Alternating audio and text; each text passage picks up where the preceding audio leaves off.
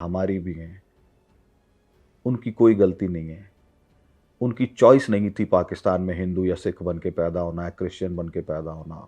तो वो कहाँ पैदा हुए हैं ये उनके हाथ में नहीं था, ये विकल्प नहीं दिया शायद ईश्वर ने उनको। तो वो केवल वहाँ पैदा होने के अपने कष्ट को भुगत रहे हैं। हमको ऐसे दोनों बाहें फैला करके उस पूरे समाज को ओपनिंग देनी चाहिए और अपनी बाहों में समेट लेना चाहिए, क्योंकि अगर वो यहाँ नहीं आएंगे तो इस धरती पे लिए अब धरती पर उनके लिए बची हुई जगह कौन सी है वैभव? ये तो हमें भी सोचना पड़ेगा और हम सबको सोचना पड़ेगा। और अगर हम इस सभ्यताओं के संघर्ष को, इस सिविलाइजेशनल कन्फ्लिक्ट को नहीं समझे, तो आने वाले समय में हमारी भी बच्चियां हैं, हमारे घरों में भी यही सब होगा। हमारी बच्चियों को भी लोग गन पॉइंट पे हाथ से उठा के ले जाएंगे, जैसा कि मेवात जैसी कई जगहों पे, बंगाल जैसी जगहों पे और कश्मीर जैसी, केरल जैसी जगहों पे होता है। टारगेट किलिंग्स होती हैं, टारगेट किडनैपिंग्स होती हैं, लैंड जिहाद होता है, लव जिहाद होता है, बाकी सब तरीके की चीज़ें होती हैं। आपका भी नंबर आने वाला है, ज़्यादा दिन आपके पास में भी नहीं है। आज आप इनके लिए खड़े नहीं हुए तो कल आपके लिए खड़े होने वाला आपको कोई नहीं मिलेगा। समाधान सिर्फ भारत के लिए या इन हिंदुओं के लिए नहीं है। ये समाधान जो मुझे, मेरी पर्सनल फीलिंग है या जो मेरे विचार हैं या जो मेरा थॉट प्रोसेस है, देखिए, पाकिस्तान ही खुद अपने आप में एक समस्या है और उसका जन्म हमारे से घृणा के आधार पे हुआ है। तो उसका सबसे पहला विक्टिम हम लोग ही हैं, हमारे अलावा और कोई हो नहीं सकता उसका विक्टिम। लेकिन पाकिस्तान ने सारी सीमाएं लांघी हैं, पाकिस्तान ने सिराजुद्दीन हक्कानी को बनाया है, पाकिस्तान ने एक हंसते खेलते खुशहाल मुल्क अफगानिस्तान को तबाह कर दिया है, एक बार नहीं कई कई बार तबाह कर दिया है। पाकिस्तान ने पूरी दुनिया के टेररिस्ट के लिए एक लॉन्चिंग पैड, एक जगह अवेलेबल कराई है अफगानिस्तान के पहाड़ों में। उनके लिए एक सेटअप अवेलेबल कराया तालिबान के नाम पे।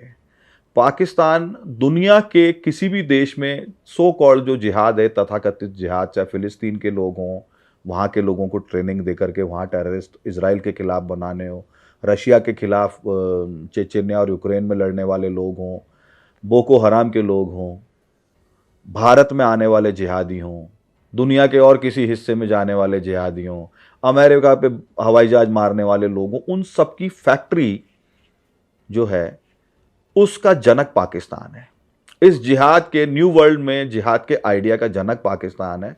तो पाकिस्तान की एग्जिस्टेंस अपने आप में एक बहुत बड़ी चुनौती है।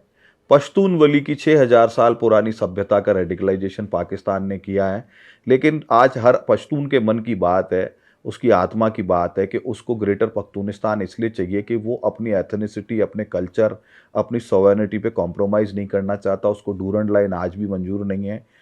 तो ये भोले भाले भले लोग जिनका रेडिकलाइजेशन करके तालिबान बना दिया गया है, पर उनको आज भी पश्तून राष्ट्र चाहिए।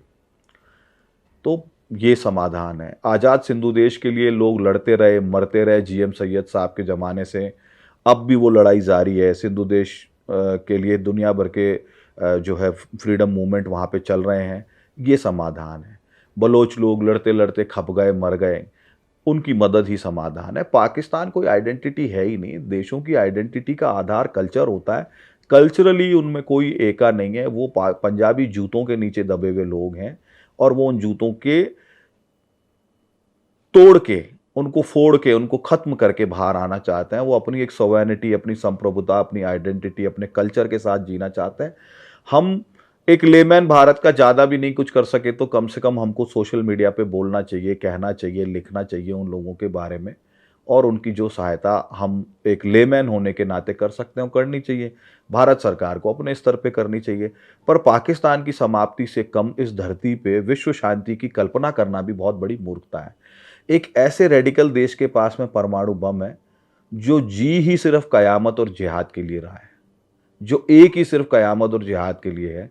तो कयामत नहीं भी आती होगी तो इन मूर्खों के हाथ में, बंदर के हाथ में उस्तरे की तरह इन मूर्खों के हाथ में एटम बॉम्ब्स हैं। ये किसी भी दिन अपनी मूर्खता का परिणाम इस धरती को दिखा सकते हैं, और ये अमेरिका को दिखा चुके हैं भैया। सब कुछ कर चुके हैं ये लोग, आंख बंद करके बैठे हैं। ऐसे कैसे चलेगा मुझे तो समझ में नहीं आता। पर भारत को अपना काम पूरी स्पाइन के साथ, पूरी ताकत के साथ, अपनी रीढ़ सीधी करके, आंख में आंख डाल के सबको मिलकर के करना ही चाहिए।